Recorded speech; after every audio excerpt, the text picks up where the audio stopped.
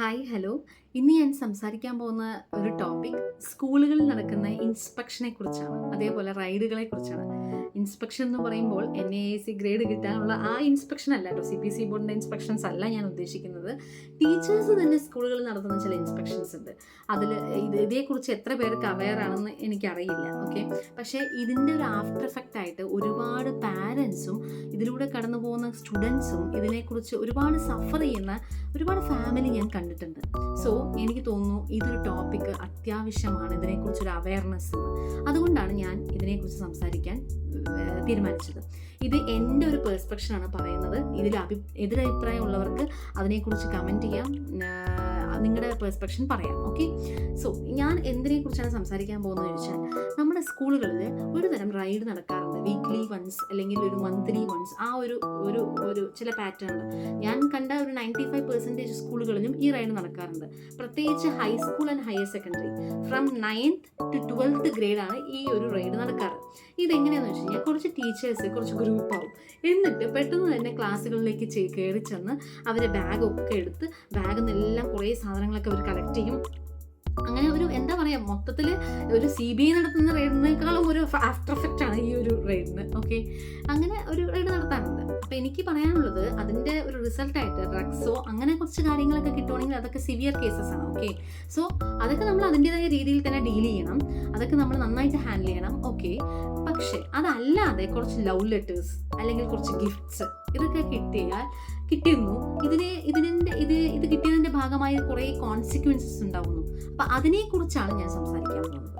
So please think that from 9th grade to 12th grade they actually attain puberty. Okay, our puberty കഴിഞ്ഞവരൊരു adolescence ആണ്. Okay, so അവരിൽ ഇത്തരം feelings ഉണ്ടാവുന്നത് എനിക്കറിയാവുന്നത് കേട്ടോ, feelings ഉണ്ടാവുന്നത് വളരെ quiet നോർമലാണ്. അതിൽ ഇത്രയും നമ്മൾ ഓവർ റിയാക്ട് ചെയ്യേണ്ട കാര്യമുണ്ട് എന്ന് എനിക്ക് തോന്നുന്നില്ല. ഓക്കെ, ഈ ഫീലിങ്സ് ഉണ്ടാവുന്നത് ആക്ച്വലി നമുക്കറിയാം, ആസ് എ സയൻസ് ടീച്ചർ അല്ലെങ്കിൽ ആസ് എ അഡൾട്ട് നമുക്കറിയാം ഇത് ഹോർമോൺസ് കാരണമാണെന്ന്, അല്ലേ? കാരണം അവർക്ക് പ്യൂബർട്ടി വരുമ്പോൾ ഓൾറെഡി അവരൊരു കൺഫ്യൂഷൻ സ്റ്റേജിലാണ്. അവർക്ക് ടെസ്റ്റോസ്റ്ററോണും ഈസ്ട്രജനും എല്ലാം പെട്ടെന്ന് തന്നെ ബൂസ്റ്റപ്പ് ആവുന്നു.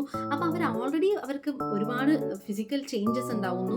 അപ്പോൾ അവർ ഓൾറെഡി ഒരുപാട് കൺഫ്യൂഷൻസിലാണ്. അപ്പോൾ നമ്മൾ അവരെ സപ്പോർട്ട് ചെയ്ത് നമ്മൾ അവരെ കൂടെ നിർത്തി അവർക്ക് ഇതൊക്കെ ക്വയറ്റ് നോർമലാണ് എന്ന് കാണിച്ചു കൊടുക്കുകയാണോ വേണ്ടത്?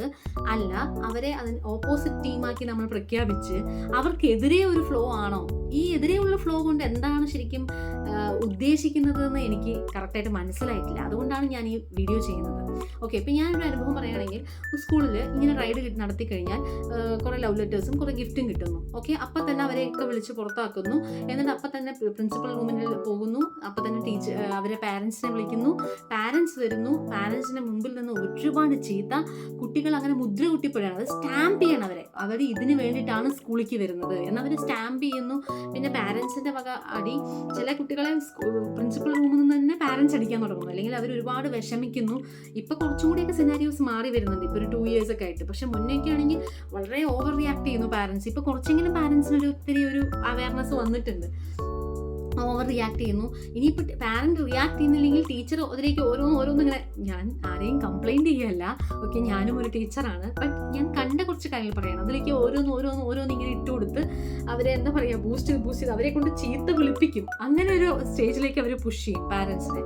ഇതെല്ലാം അവിടെ കുട്ടികൾ കേട്ടുകൊണ്ടിരിക്കുകയാണ് കേട്ടോ. നിങ്ങൾ ആലോചിക്കണം, മേ ബി അവർ നമ്മളെക്കാൾ ഹൈറ്റ് വെച്ചിട്ടുണ്ടാവും, അല്ലെങ്കിൽ മേ ബി അവർക്ക് ഒരുപാട് എന്താ പറയുക ചേഞ്ചസ് വന്നിട്ടുണ്ടാവും. പക്ഷെ അവർ മനസ്സിപ്പോഴും കുഞ്ഞുങ്ങൾ തന്നെയാണ്. ഓക്കെ, അവർ ഒരു വല്ലാത്തൊരു അവരൊരു ഹാൻഡിൽ വിത്ത് കെയർ ഉള്ള ഒരു സ്റ്റേജിലൂടെയാണ് അവർ കടന്നു പോകുന്നത്.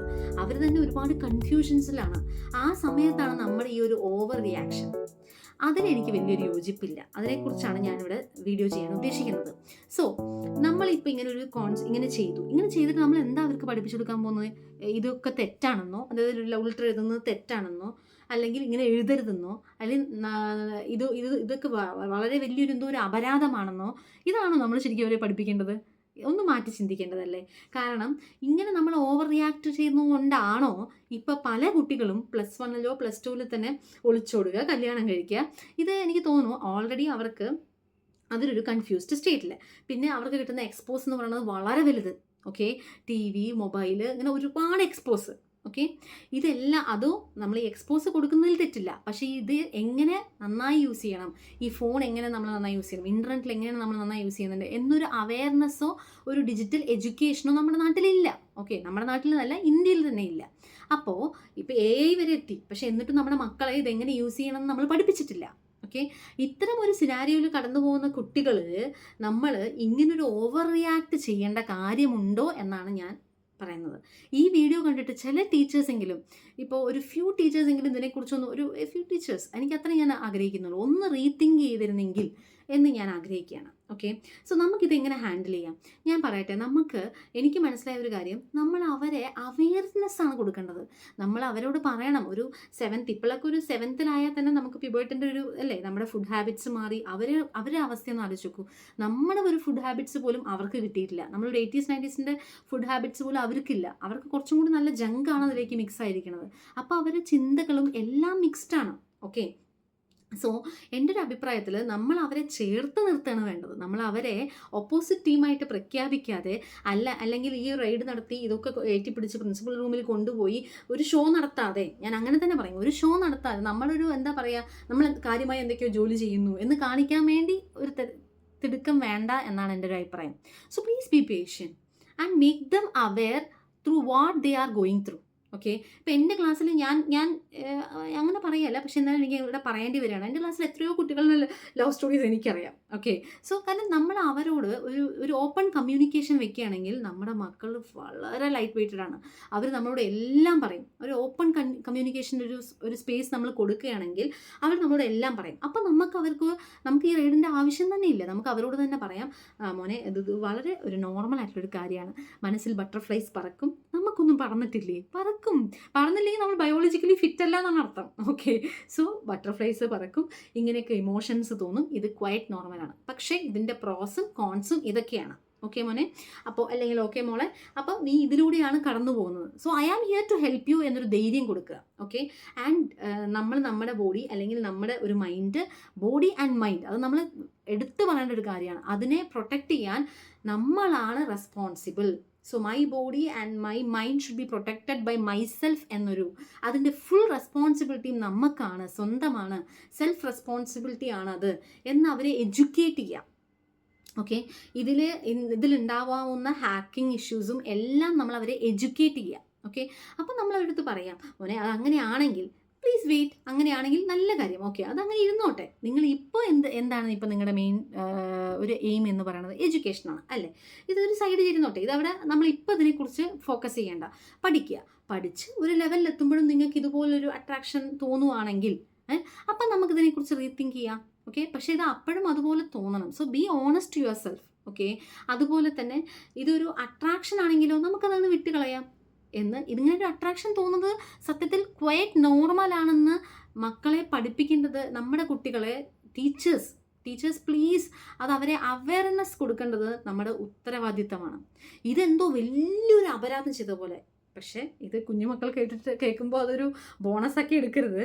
ഇതിൽ ഇങ്ങനെ ചെയ്യുന്ന ഒരുപാട് ടീച്ചേഴ്സ് ആക്ച്വലി ലവ് മാരേജ് ആയിരിക്കും. ഓക്കെ, എന്നിരുന്നാൽ പോലും എന്തോ ഇത് കാണുമ്പോൾ വല്ലാണ്ടങ്ങ് ആ ഒരു ഫ്രസ്ട്രേഷനായിട്ട് എടുക്കേണ്ട ഒരു കാര്യം എനിക്ക് തോന്നുന്നില്ല ഇതിലുണ്ടെന്ന്. നമ്മുടെ പിള്ളേരെ കുറച്ചും കൂടി ഒക്കെ നമ്മൾ ചേർത്ത് നിർത്തുകയാണെങ്കിൽ ഇന്ന് ഇത്രയും പ്രശ്നങ്ങൾ ഇന്ന് നോക്കൂ. ഇപ്പം 11th 12th പഠിക്കുന്ന കുട്ടികൾ ഒരുപാട് ഒളിച്ചോടുന്നു, ഒരുപാട് കല്യാണം കഴിക്കുന്നു അല്ലേ? അപ്പോൾ ഇതിനെയൊക്കെ പുഷ് ചെയ്യാനുള്ള ഒരു റീസൺ ഞാൻ പറയും ടീച്ചേഴ്സാണെന്ന്. കാരണം ടീച്ചേഴ്സ് ഒന്നും കൂടി ബെറ്ററായിട്ട് ഇത് ഹാൻഡിൽ ചെയ്തിരുന്നെങ്കിൽ അപ്പോൾ പാരൻസിന് നമ്മൾ പറയുന്നതാണ് പാരൻസ് വിശ്വസിക്കുന്നത് അല്ലേ? ഞാൻ അടങ്ങുന്ന ടീച്ചേഴ്സിനെ കേട്ടോ പറയുന്നത്, ഞാൻ എന്നെയും കൂടി ചേർത്തത്. നമ്മൾ പറയുന്നതാണ് പാരൻസ് വിശ്വസിക്കുന്നത്. So we are responsible in all these things. Okay, ഫുള്ളായിട്ട് നമ്മൾ റെസ്പോൺസിബിൾ ആണെന്നല്ല പറയണത്, പക്ഷേ we also have a role. നമ്മൾക്കതൊന്ന് അയ്യോ എന്താ അല്ലേ ഇപ്പോഴത്തെ മക്കൾ എന്ന് പറഞ്ഞ് ഒഴിഞ്ഞു പോകാൻ അത് നമ്മുടെ ജോലിക്ക് ചേർന്നൊരു പരിപാടിയാണെന്ന് എനിക്ക് തോന്നുന്നില്ല. Okay, so take the responsibility, be with them, aware them. It is very quite normal. Okay, it is quite normal to have all these feelings, and this is because of testosterone or estrogen, the hormones. ഞാനൊരു കാര്യം പറയട്ടെ, നമ്മുടെ ഹൈസ്കൂളിൽ life process, control and coordination, ഇത്തരം chapters ഒക്കെ നമ്മൾ കുട്ടികളെ പഠിപ്പിക്കുന്നില്ലേ? എന്തിനാ ഇതൊക്കെ പഠിപ്പിക്കുന്നത്? നമ്മൾ ബയോളജി പഠിപ്പിക്കുമ്പോൾ ഡൈജഷൻ പഠിപ്പിക്കുന്നുണ്ട്, എജഷൻ പഠിപ്പിക്കുന്നുണ്ട്, അബ്സോർപ്ഷൻ, അസിമിലേഷൻ ഇതെല്ലാം പഠിപ്പിക്കുന്നുണ്ട്. ഇതുപോലെ ഒരു ക്വയറ്റ് നോർമൽ പ്രോസസ്സാണ് മെൻസ്ട്രുവേഷൻ അല്ലെങ്കിൽ പ്യൂബേർട്ടി അല്ലെങ്കിൽ അഡോളസൻസ്. ഇത് നമ്മൾ അതേ ലാഘവത്തിൽ അതേ സീരിയസ്നെസ്സിൽ ഇത് പഠിപ്പിക്കണം എന്നാണ് എൻ്റെ അഭിപ്രായം. ഇത് പഠിപ്പിക്കണം. ഇതുകൊണ്ടാണ് മക്കളെ നിങ്ങൾക്ക് ഈ ഫീലിങ്സ് ഒക്കെ വരുന്നത് എന്ന് അവരെ ബോധ്യപ്പെടുത്തണം. അതിൻ്റെ ഒരു 90% റെസ്പോൺസിബിലിറ്റിയും നമ്മൾ ടീച്ചേഴ്സിനാണ്. സോ പ്ലീസ് ടീച്ചേഴ്സ്, ഞാൻ എപ്പോഴും പറയുന്ന പോലെ handle with care, because we are handling living souls എന്ന് മാത്രമേ എനിക്ക് പറയാനുള്ളൂ.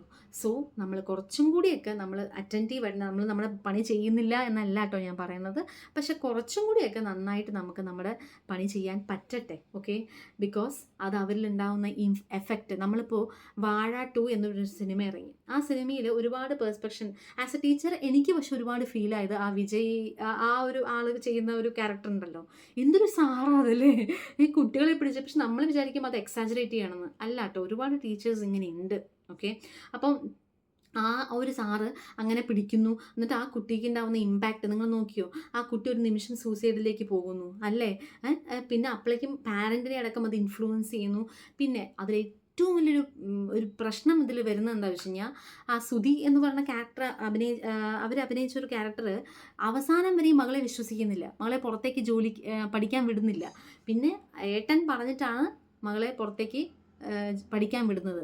പക്ഷേ ഇതുപോലെ എത്ര ഏട്ടന്മാർ നമ്മുടെ വീട്ടിലുണ്ടാവും അല്ലേ? സോ എല്ലാ സമയത്തും അപ്പോൾ ആ ടീച്ചർ ചെയ്ത ഒരു പെക്യുലർ തിങ് ആ സിനിമയിലെ അവസാനം വരെയും അതിൻ്റെ ആ ഒരു എഫക്റ്റ് എന്താണെന്ന് കാണിക്കുന്നുണ്ട്. ഇതുപോലെയാണ് നമ്മുടെ ചുറ്റുമുള്ള ഒരുപാട് ആൾക്കാർ. അപ്പോൾ നമ്മുടെ കുട്ടികൾ പഠിക്കട്ടെ, നമ്മുടെ കുട്ടികൾക്ക് ഇത്തരം വരുന്ന ഫീലിങ്സ് എല്ലാം നോർമലാണെന്നും മനസ്സിലാക്കി അവരെ ചേർത്ത് നിർത്തുക. അവരുടെ കഥകളെല്ലാം നമ്മൾ കേൾക്കുക. Be a good listener to them. Okay, അങ്ങനെയാണെങ്കിൽ നമ്മുടെ മക്കൾ വലിയ തെറ്റിലേക്കൊന്നും പോവില്ല എന്ന് എനിക്ക് 100% പറയാൻ പറ്റും. കാരണം നമ്മുടെ ഒരൊറ്റ ആക്ഷൻ കാരണം അവരുടെ ലൈഫിൽ വലിയ മാറ്റങ്ങൾ സംഭവിക്കാം. ഓക്കെ, അതിന് നമ്മളൊരു കാരണമാവാതിരിക്കട്ടെ. നമ്മുടെ നല്ല ആക്ഷൻസ് കാരണം അവരുടെ ലൈഫിൽ നല്ല കാര്യങ്ങൾ വന്നു ചേരട്ടെ. അതിന് നമ്മളൊരു കാരണമാകാൻ പറ്റിയാൽ then this is what we are paying back to our profession. ഇതൊരു നോർമൽ പ്രൊഫഷൻ അല്ല. അതുകൊണ്ടാണ് teaching is a divine profession എന്ന് പറയുന്നത്. കാരണം നമ്മൾ അത്രയും സെൻസിറ്റീവായിട്ടുള്ള നമ്മുടെ ഒരു ശ്രദ്ധക്കുറവ് അല്ലെങ്കിൽ നമ്മുടെ ഒരു റിയാക്ഷൻ അവരുടെ ജീവിതത്തെ തന്നെ മാറ്റിമറിക്കാനുള്ളൊരു പവറുണ്ട്. So take it in such a heaviness. അത്രയും ഹെവി ആയിട്ടുള്ളൊരു കാര്യമാണത്. So be responsible for them and അവരെ ചേർത്ത് പിടിക്കുക.